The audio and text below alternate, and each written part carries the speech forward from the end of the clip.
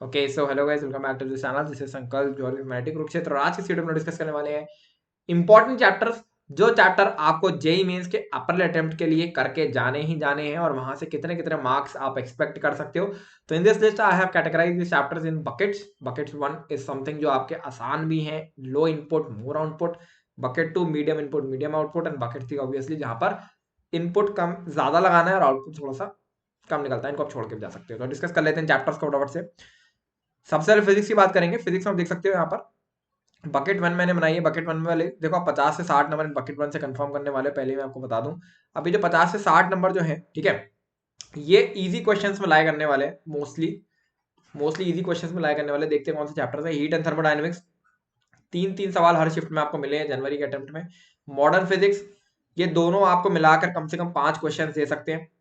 Semiconductor, एक आसान सवाल आ ही जाता है। देखो सेमीकंडक्टर में नंबर ऑफ क्वेश्चन जो है वो फिक्स्ड है, ठीक है। इलेक्ट्रिसिटी हो गया, उसमें नंबर ऑफ क्वेश्चन फिक्स्ड है। ये दो ऐसे चैप्टर है जहाँ पर नंबर ऑफ क्वेश्चन फिक्स्ड है, मतलब इसी टाइप के क्वेश्चन में से क्वेश्चन आएगा। आपने सब तरीके प्रैक्टिस कर रखे हैं, then you are good to go with the JEE mains exam. Magnetism same case, ठीक है। ईएम वेव्स, ईएमआई, देखो ईएम वेव्स जो चैप्टर है वो एक ही formula equal to B C से इतना सवाल दिया है, कुछ कहने की नहीं, ठीक है। ईएमआई से सवाल थोड़ा सा कभी कभी गलत आ जाता, कभी कभी थोड़ा सा कठिन आ जाता है, लेकिन मोस्टली वही वीबीएल लगा के आपको जो सवाल होता है इंड्यूस्ड ईएमएफ वाला, वही पूछा गया है। वेव ऑप्टिक्स कभी कभी टेढ़ा सवाल दिया है, लेकिन फिर भी आसानी सवाल आते हैं। काइनेमेटिक्स हमेशा ही आसान सवाल देता है। Rotation, mostly moment of inertia को बार बार ये लोग पूछते रहते हैं। Moment of inertia, conservation of angular momentum, इसी में खेलते रहते हैं और सवाल आसान हो जाता है। वेक्टर्स एंड कम्युनिकेशन सिस्टम, इससे भी क्वेश्चन आपको आसान मिलता है। बट ये 10 चैप्टर आपको 100% 50 से 60 नंबर इससे ज्यादा ही देने वाले हैं अगर आप ढंग से करके जा रहे हो। तो फिजिक्स में अगर कुछ भी नहीं करके जाते हो तो ये चैप्टर ढंग से करके चले जाओगे तो आपका कंप्लीटली फिजिक्स में बढ़िया मार्क्स आ जाने हैं। आगे बढ़ जाते हैं। बकेट 2 वो चैप्टर हैं जो थोड़े से बड़े हैं, लेंदी हैं, मगर आप अगर इन्हें कर लेते हो तो 20 से 30 नंबर आप और कंफर्म कर सकते हो ओवर दैट मार्क्स। इसमें से हो सकता है कुछ चैप्टर्स आपने कर भी रखे हो, जैसे इलेक्ट्रोस्टैट्स हो गया। इलेक्ट्रोस्टैट्स तो मैंने बकेट 2 में बेटा इसलिए डाला है क्योंकि ये बहुत बड़ा चैप्टर है, बहुत बड़ी यूनिट है, ठीक है। अगर आप किसी बच्चे ने यूनिट अभी तक नहीं करी है तो अगर वो करने जाएगा तो उसको 15 दिन 20 दिन लग सकते हैं। उसमें बकेट 1 के बहुत सारे और चैप्टर्स भी हो जाएंगे।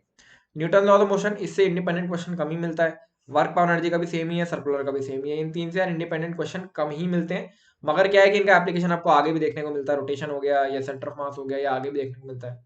वेव्स, इससे भी यार सवाल, वेव्स से मोस्टली जो सवाल आ रहा है वो कठिन आ रहा है, थोड़ा सिस्टम का भी सवाल थोड़ा फंसा हुआ आ रहा है। And same both with ray optics. Ray optics और इलेक्ट्रोस्टैट्स मैंने इसलिए डाल रखा है जिससे सवाल तो आते हैं मगर ये यूनिट बड़ी बड़ी है। तो जिन बच्चे ने क्वेश्चन ये चैप्टर्स कर रखे हैं वो इन दोनों चैप्टर को कहाँ पे डाल सकता है, अपने वहां पर ऊपर डाल सकता है, बकेट 1 में डाल सकता है।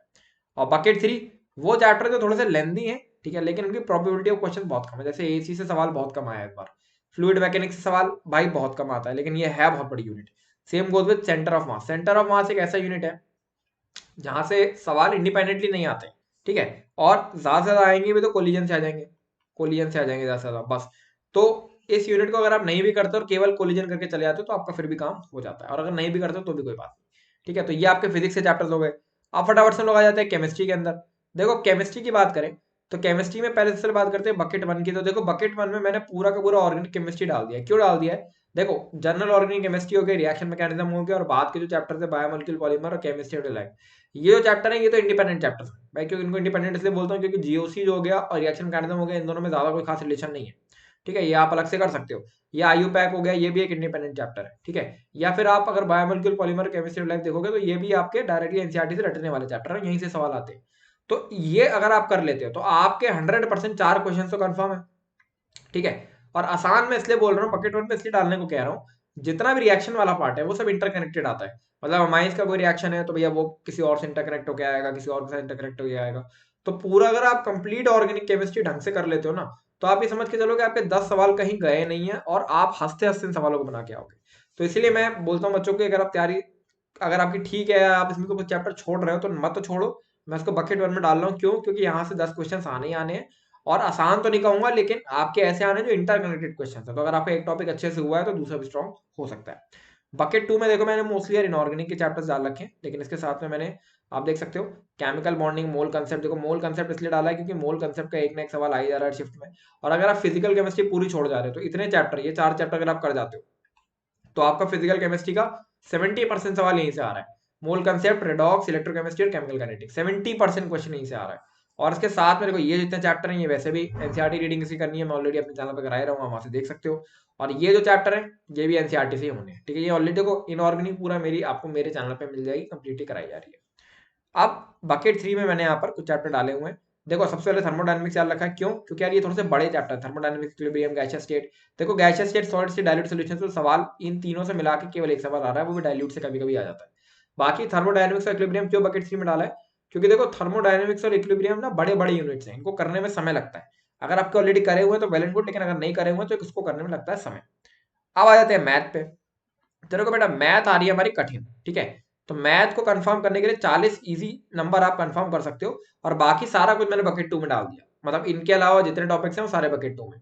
डिफरेंशियल कैलकुलस एक ना एक सवाल तुम्हें दे, एक ना एक सवाल तो लिमिट से हो गया, एक आपका कंटिन्यूटी डिफरेंशियबिलिटी से हो गया, एक कोई आईटीएफ या फंक्शन से आ जाएगा, एक एओडी से आ जाएगा, और एक डिफरेंशियल इक्वेशन वगैरह से आ जाएगा। तो मैं मान के चलो कि यहाँ पे आपके आराम से 4 से 5 सवाल मिल जाने वाले हैं। यहाँ पर मैंने डिफरेंशियल इक्वेशन इंक्लूड कर लिया है और एरिया अंडर द कर्व भी इंक्लूड कर लिया है, ठीक है। यहाँ पे एरिया अंडर द कर्व भी लिख लेना, ठीक है। तो 4 से 5 सवाल तो यहीं से मिल जाने वाले हैं। फिर वेक्टर 3D एक आसान सवाल आपको देगा, मैट्रिक्स एलिमेंट, बायनोमियल, ये यहाँ पर ना सेट नंबर ऑफ क्वेश्चंस हैं, मतलब यही नंबर ऑफ क्वेश्चन, यही टाइप का क्वेश्चन आने के चांसेस रहते हैं, तो एक सवाल आपको यहाँ से मिल जाएगा। क्वाड्रेटिक सीक्वेंस आराम से एक एक सवाल देके जाएंगे। मैथमेटिकल रीजनिंग, स्टैटिस्टिक्स बहुत आसान, और डेफिनेट इंटीग्रेशन आसान तो नहीं है, मगर क्या है कि यहाँ पर भी सेट नंबर ऑफ क्वेश्चन है। अच्छा एक चीज मैं आपको बता दूं, अगर आप differential calculus, vector 3D, binomial और ये मैथमेटिकल रीजनिंग, स्टैटिस्टिक्स, इन पे पीएचडी कर जाते हो ना, 100% आप कंफर्मली आप सारे के सारे सवाल बना के आओ, 10 सवाल तो बना के आ ही जाओगे।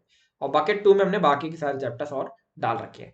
आई होप ये वीडियो आपको अच्छा लगा होगा, और हाँ अपना टारगेट आईडी कमेंट करके सब्सक्राइब कर लो चैनल को ऐसी करके। This is all from my side, Sangal Gauri signing.